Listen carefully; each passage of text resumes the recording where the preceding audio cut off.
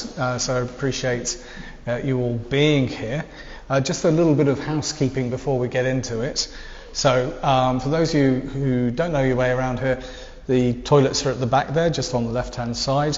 We have drinks to the back there as well, if you haven't already got one. I think most of you have got drinks, that's good. Fire exit is there, there's only the one exit, and apologies if you heard my bad jokes before, but if there's a fire, run that way through the door and outside.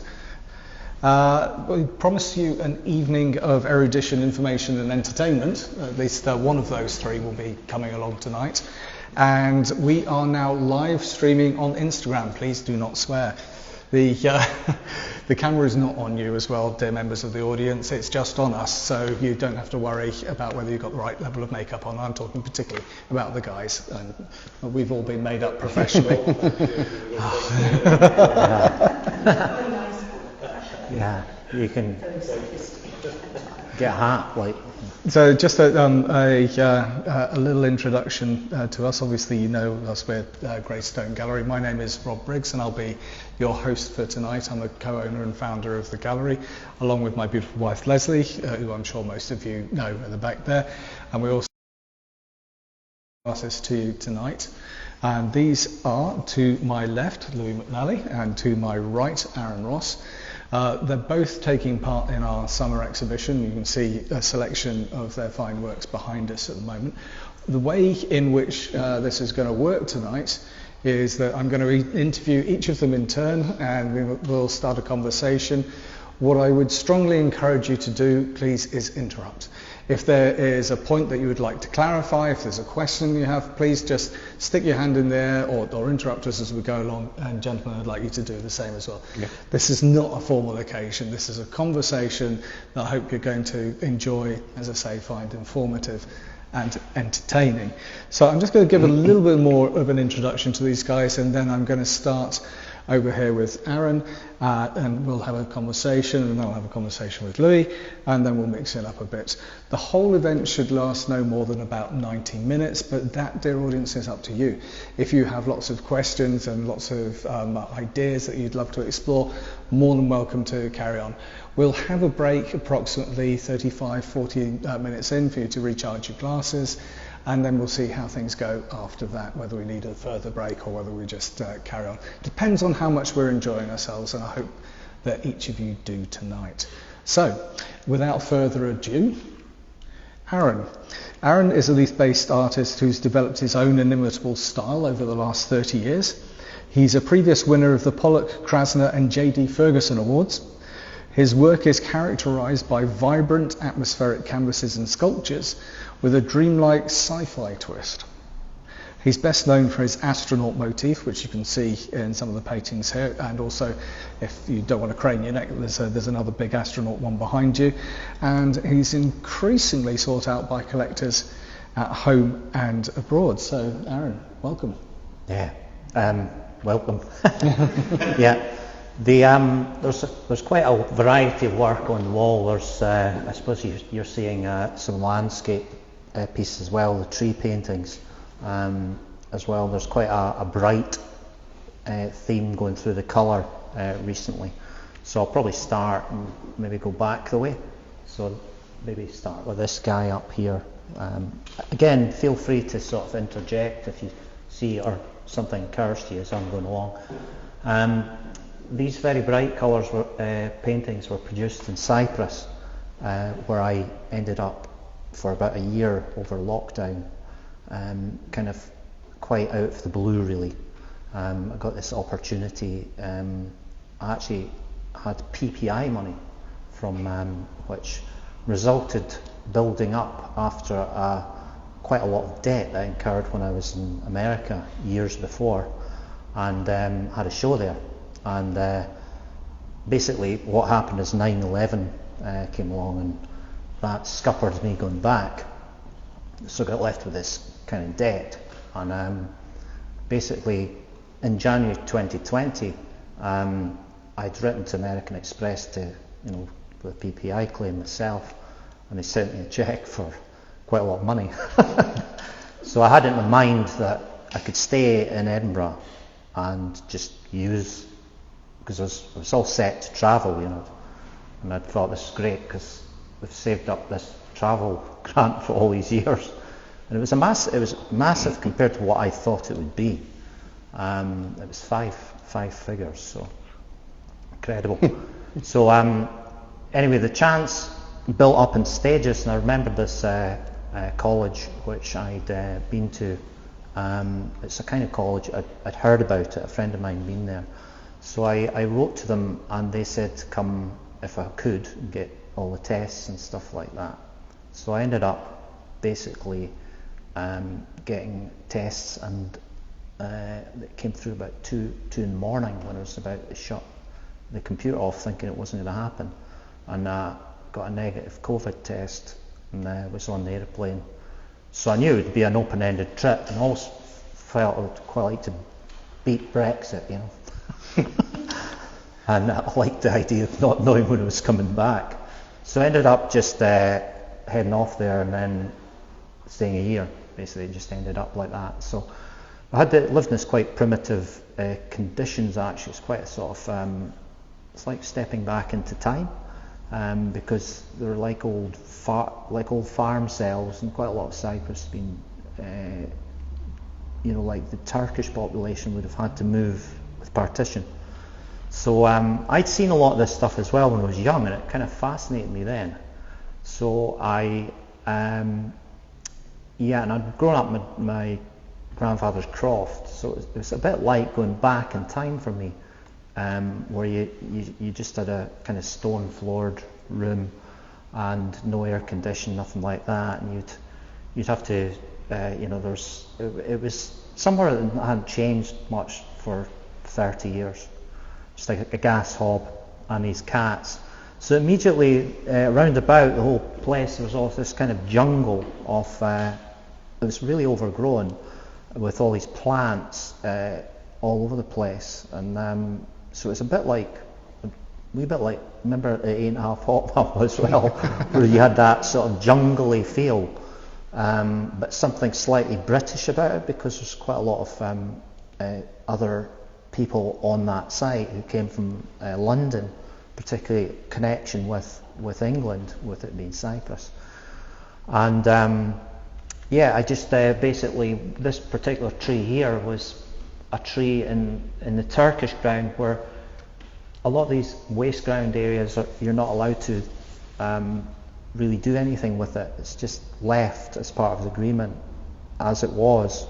So they wouldn't pick the fruit or anything like that. So is that just a bit of waste ground, or is it part of an orchard, you know? Yeah, I mean, this was sitting out the back, just in what would have been an orchard. Yeah. And I kind of looked at the painting, and I kind of drew it. I just thought I'll paint it one day, and then I went and painted an oil.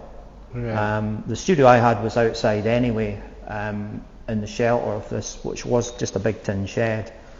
And this was a pomelo out the back, but I changed things around. Like I put the sea in, it's not there, I just invent the landscape. Yeah. The other one there is a bit more of a fantastic thing, where probably better known for that character, which has emerged out of quite a lot of different characters. And it's sort of it's like you know, in a way a bit like Gormley uses his motif, sort of. It's a kind of 21st century futuristic kind of Gormley figure that keeps coming back.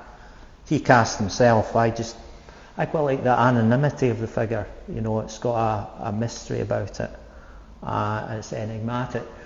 One of the painters that really influenced me when I was growing up was Henry Russell, the primitive painter. My mother, who was also an artist, studied at Dundee. She had the Sleeping Gypsy poster, and you know, this a little bit about it. The Man Who Fell Earth, this motif. I think part of the whole serious side of it, there's a jocular side to the space narrative, but part of the narrative as well is about how the figure doesn't really leave the Earth. You know, it's actually more a bit of a journey through inner space, and there's kind of layers of commentary, I would say, about where we are as individuals, that we're not going to get off this planet fast enough, really. And neither is this figure, it sort of balloons. So it's a sort of celebration of the world that actually we have around about us, and it's a bit like myself, suddenly finding myself in this incredible landscape, or like we all do, this kind of, imagine finding a planet like this in the universe, sort of, it's reversing the kind of narrative about that.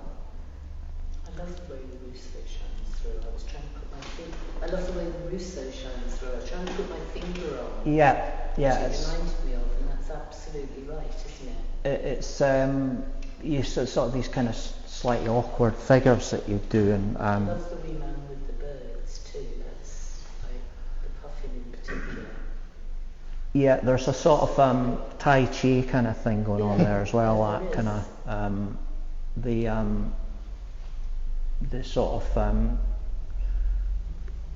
suddenly I knew quite a few characters from my days of Leith over the years, and one of them was this diver that used to be in the local bar. He was describing me how he was a pretty rough sort of guy, really, but he was describing how this suddenly turned around and there was this seal, watching him. I don't know what the rules are. So, as he said, he was probably expected to do something hostile to it, I think he said, but he said there's no way I was going to do that, So I was quite surprised by just the encounter thing, and it's a kind of there's a celebration of nature there, Oh, definitely. Is that Bass Island with the Bass Rock and that one, yeah. Bass Rock? Yeah. That's lovely. So they're built up over quite a time, these, with they're quite flippant ideas in some ways, but they're quite carefully balanced and worked over a period of time. Maybe have 4 or 5 or maybe 10 paintings on the go, and then just layer them up.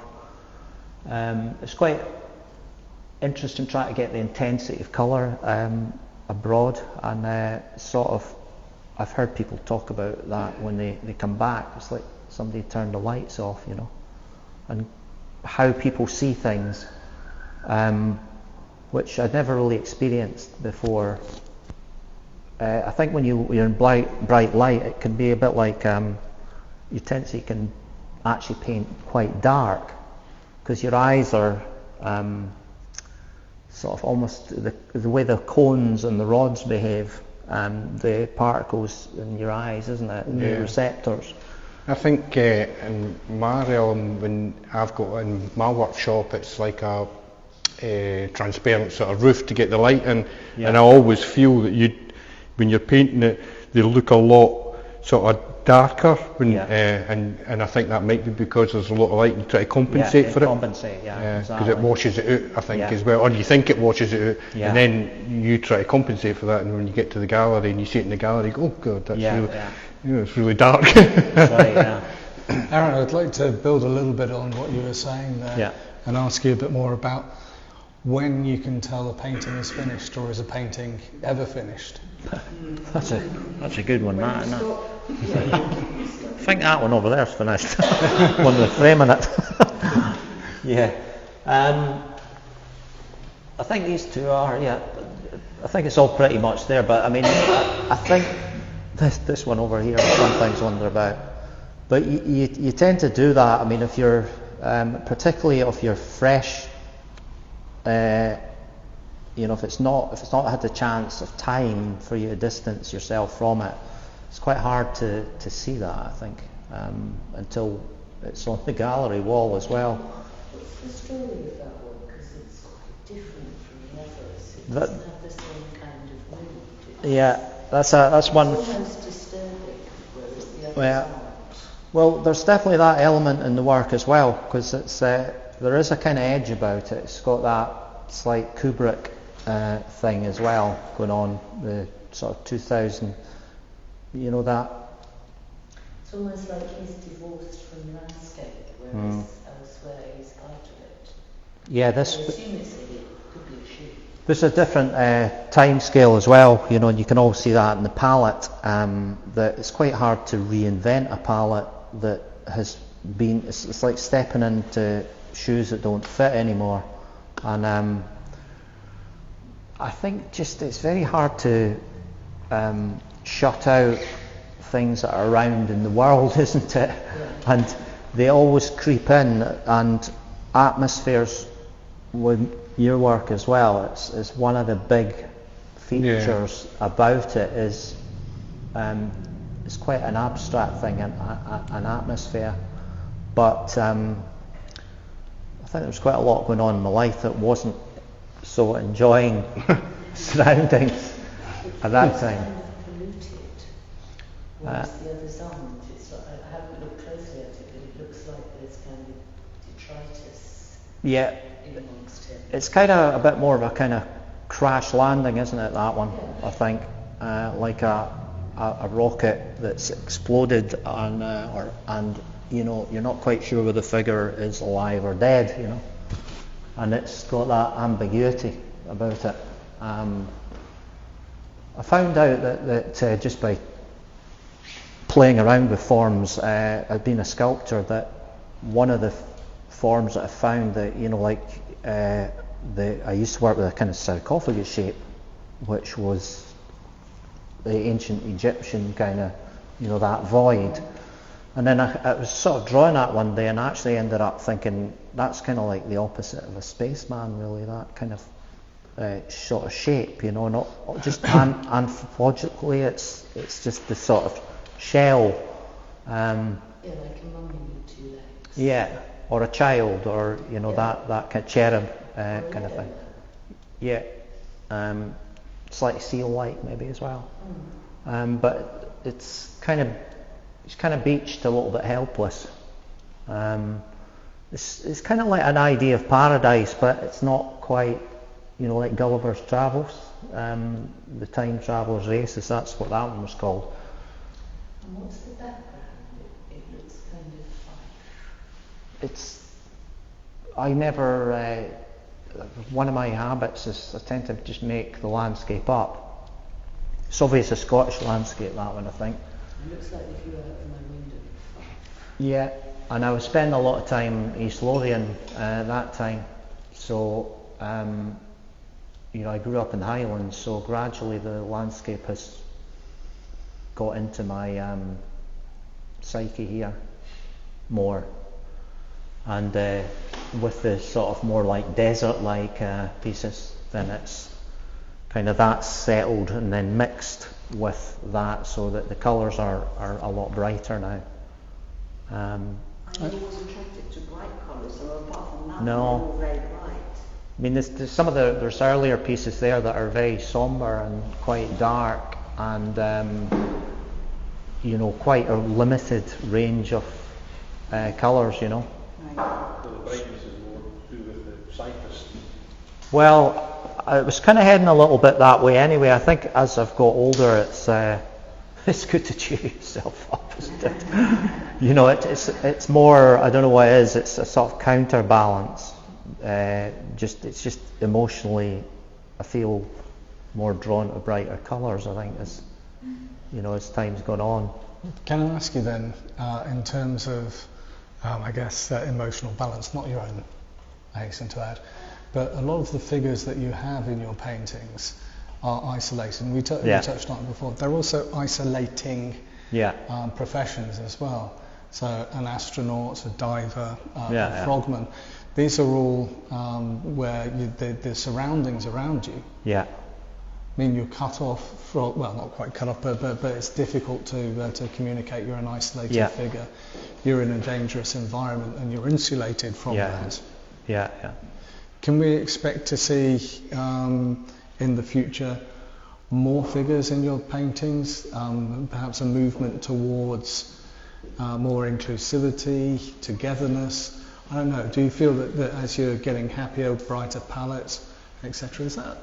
The Buddha's a little bit more of a well, I don't know, I wouldn't say it was cheery either. It's got a wee bit of an edge about it as well, but it's a little bit more of a peaceful figure. But yeah, I think that they're. I used to make sort of installations where there was quite a few figures. I mean, most of them were kind of warfare images. And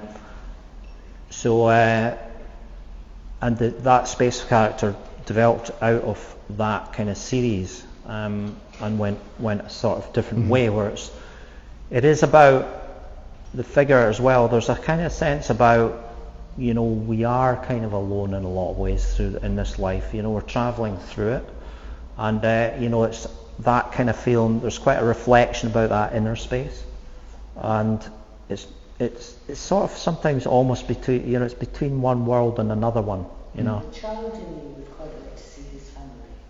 Yeah. His missus and his kids. Well, there's a few of them about, so. The versions as well. These are mine as well, yeah. I've got one laid by. I'd like a collection of those. Yeah. They're sort of, obviously when you're making them, I take photographs, and in a way that's the kind of work itself, because the whole process becomes like a kind of... Is that the same guy? The orange guy and the orange guy? This guy is more like a diver, this one here, the one at the end. The Puffin guy is a diver, isn't he? Yeah, he's a diver. So they're the same person? Yeah. Excellent, so I can get a painting that matches my sculpture. Yeah. My birthday. Yeah, well... And I've left my husband at home. Yeah, that's a good idea usually. It is, yeah. It can work the other way as well. It's just, try to get two people to agree on one thing is like an artwork can be tricky. And there's an element of your work that fascinates me. Well, actually, there's two particular elements of your work that fascinate me that I'd like us to dive into just a little bit more now. One is mythology, and one is music. I suspect music is perhaps an easier one to start with, and I'd like to touch on mythology. But can you explain to us the influence of music on your work? Obviously, in some of the titles it comes through. It'd be definitely run a lot. I mean, there'd be a lot of music playing in my studio. I mean, I used to play music. I don't discuss it much now because somebody gets his guitar out. Everyone's friends.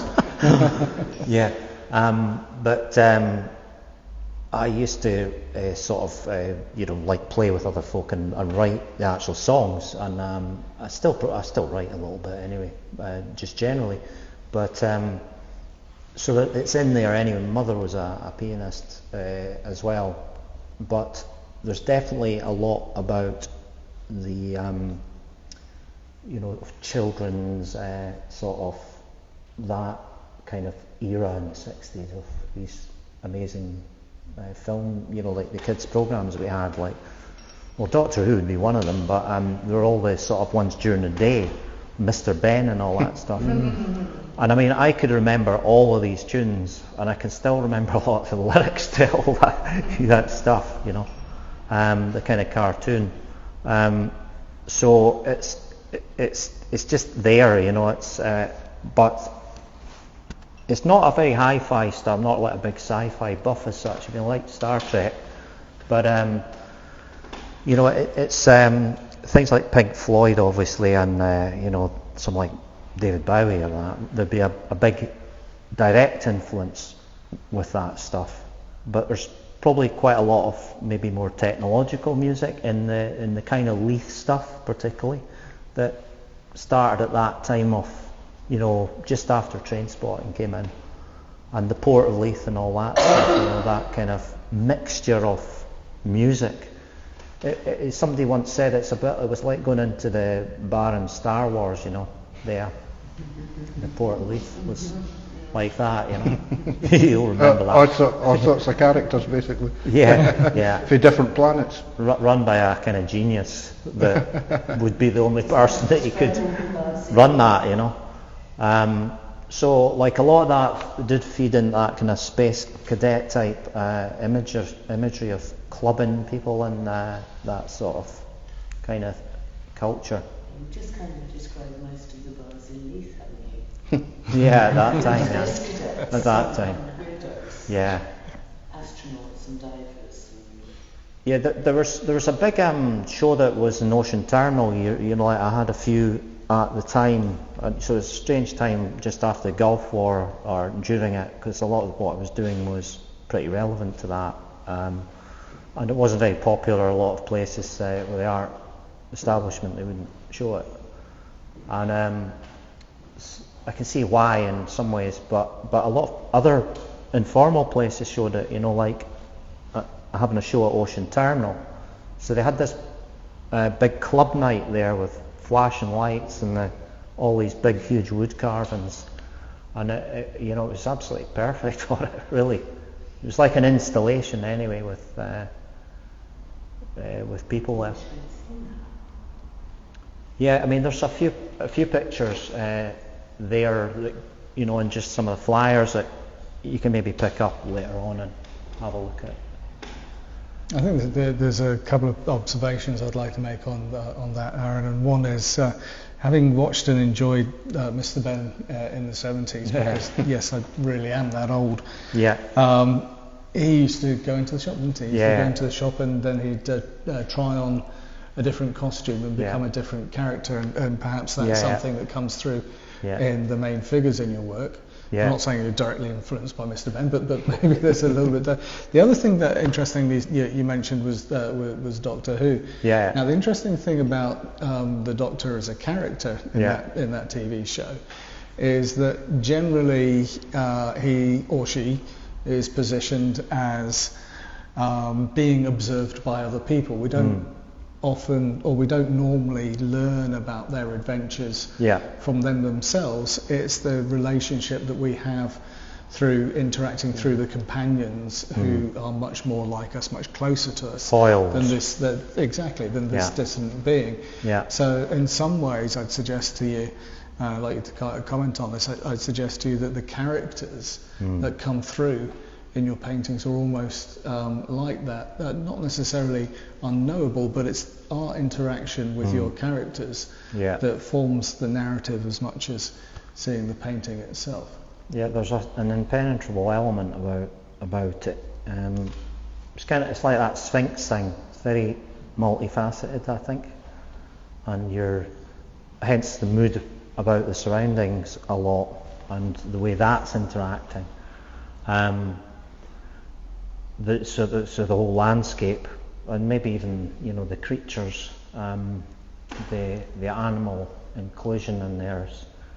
There's quite a major sort of influence also in the Egyptian type of thing at that time that cropped up. You know, they had Tutankhamun's tomb and all that kind of, that installation of that tomb. Like, seen that when I was young. I mean, that would probably be easily my favourite artwork of all time, you know.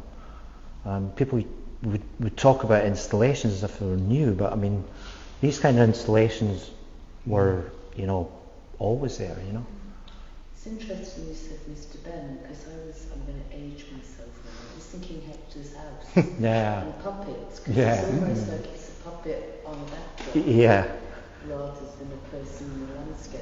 Yeah, I mean, you've kind of, with all of these sort of things, you've got to, I mean, particularly with a cartoonist, it's how you're able to get a character to work that's maybe simple, like, you know, say Tom and Jerry or something, and how that is different to another mouse or whatever. And I find that with this character a lot. You could just think, well, I'll just plump it in there, but it's kind of crafting of it. As you'll know yourself, it's not just a building. You've got to really work at that idea, because it could look really quite stupid. It doesn't. You don't have prints for those of us that can't quite afford the paintings, do you? We're thinking about it. I'm thinking about it. Yeah. You make me very happy. Yeah. Because I can only afford one. Yeah. It's a toss-up between the owl and the puffin. But I definitely couldn't afford the big one behind me, and I really, really like a print of that one. The big one, That one. This one there. Amazing. The one with the balloons there.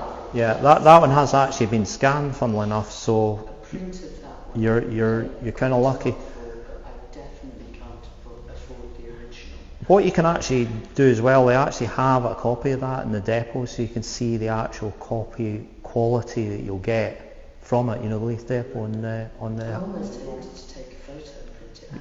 Well, I don't. I'd rather buy a print. Yeah. Than can't afford a painting. They've got like I mean, sometimes there's an art to doing printing and all that stuff, you know, if these guys can get it wrong like anything. But they did a particularly good one of that, where, you know, it's just the colours are really come out well. And it's on the wall, you know, it's just, I quite like doing that, of just putting a piece out there as well that you wouldn't normally think, especially there's more sort of sci-fi stuff now that's similar to this, but I think when I was doing that there wasn't very much actually in the fine art field like that. It was, I'd say, a lot more conceptual for one thing, but I quite liked the idea of just when some, you know, put these, they'd be seen by people, you know. So there was a big one like that, which I still think is the best one, which somebody bought from the bar, and I didn't photograph it. And it was about 5 foot by 4, and it was, the bands used to play there a lot more, so it just went with the music. And so, you know, you get people talking to you about it for, you know, quite in depth about the painting. But it's it didn't have digital camera in these days, so you know, it was a different story. The other one, I think, maybe the other bet, it's a picture of it. It was a bluer version of that with an owl in it again, and that got bought by somebody quite quickly at an opening. So yeah. If I get PPI, I'll buy them. Well, that's it. You should check data breach or something like that. American Express will be big in your head. Yeah. Well, I think there was been a big data breaches. We talked to some of my stuff got out. Shouldn't say that, but anyway, who knows? There'll be a company out there wanting to do it. But it's surprising you can sometimes do it yourself, you know. I'm mindful I've capitalised your questions. I think this lady has something. Yeah, no, with astronaut, you've got it him or her, you know, lying down. Was that a particular choice? Do you have other paintings where with an astronaut standing up? They're just not there, and there's photographs as well with a kind of model in the landscape they're not photoshopped. They're put out there. So I guess there's probably, broadly speaking, there would be 4 main stances, you know. Some way ahead of Anthony Gormley there. You know, he just does the one thing, you know, apart from the winged like that, obviously. But this one that's kind of like Tai Chi's one, the Buddhist sort of stance, lying down one, and then there's a standing one, and it's usually got a slight awkward little movement, just, you know, that sort of slightly vulnerable childlike thing. So it you know, a lot of the sci-fi stuff's sort of superheroes and muscles and all that stuff. I always thought I never got that, because why do you need all these muscles, you know, if you've got all that technology, you know? Physiotherapist tells me I have to do that. Yeah, that. My side and do that. Strengthen your core muscles. Isn't it? Zero gravity. You've obviously got the same physiotherapist. Yeah. It's, I guess, the idea that, you know, there it's just coming down in that soft bed of. It looks like he was standing and just gently. Yeah. Yeah. It's say the Man Who Fell to Earth is kind of in there. There was a series so I go back to the series of that one. You know, you don't want to paint by popular demand, but it's you know, some things constantly come up. Yeah. So it may be going back to the print, actually, because we see. I will definitely buy print. We'll remember that. Yeah. Just touching on mythology then, and storytelling. You mentioned a number of times about the man who fell to earth, obviously a David Bowie film, and again reflecting on themes of isolation. Yeah. So when you think about the types of stories you're trying to tell, either through the figurative ones, or through the trees, the landscapes, what are those narratives? What's the message, if you like, that you're trying to get across to the viewer? With the isolation aspect, I think it is just that isolation thing. It's I think a lot of the landscape that, say, I grew up in would be in the Highlands or whatever, and say if you went, I like Skye, you would see a lot of people, but other places you just maybe see nobody, and there's something quite free about that, I remember thinking, imagine how scary it would be going camping yourself. So I've never watched any horror films since, because that was the thing that would put you off that. Whereas actually being in a place yourself is quite different, it is a whole different thing to your sort of state of mind and the way you deal with things. It's it's a funny thing, time, isn't it? But if you spend that time out in a wilderness for maybe 4 days, then it could seem like a year almost, or a long time. So I just quite like the I think it did strike me about what Buzz Aldrin said about it all as well. And actually, Captain Kirk said that, William Shatner, about how alone you kind of are up there, You're and that is the rest of the universe. You're right on the edge of that. He came back from his trip, and he said he was depressed for about a year because it's that view of the astronaut back at the Earth, Sorry, just to clarify, this is the trip where William Shatner, at age 90, went up on the Jeff Bezos's spaceship to the edge of space. Yeah. So it's all struck me from having watched that stuff at that age, how pretty really out there that would be, because a lot of it, that exploration is just one person going up a mountain. They might have another one behind them, but they're going to be the one that's up there first, or whatever, or you're in a diving bell or whatever. But again, it's that thing. You're in life there is that element to you as well. It's what lies beyond this one. There's that element about the spaceman.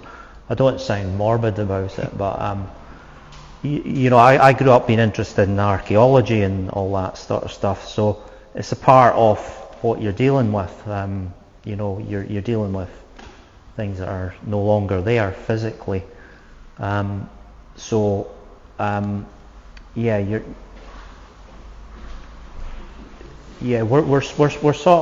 We're on a journey, and you meet people along the way in life, I think, and He's very happy in his isolation. yeah, that's right. It's this is great, It's I quite like travelling alone. I think it probably scared me a bit at first, but it's like anything else. Once you actually get on and involved in something, you don't have anybody to translate for you or whatever. So people have to adapt, to what's there, and it just puts you in a different frame of mind. It's great to do these things together with folk as well. It's not that. but you're not going to argue with anybody. Just with yourself. Yeah. I mean, I think that also painting is quite an isolated way of looking at the world. You know, it's just you and that thing. And actually, when I'm painting, I don't feel sociable at all. Whereas if I'm doing sculpture, I feel much more sociable, because you're dealing with people and asking them how you got to make stuff, and they need to give you a hand to move it and everything else. So it's a kind of totally different way of approaching things, you know. So I think that's a good point to take a break. Aye, yeah. So please put your hands together. Arran, Ross.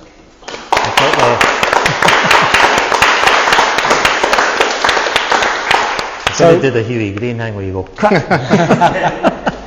So we'll just take a short break, 5-10 minutes. Please recharge your glasses, and then we will be back.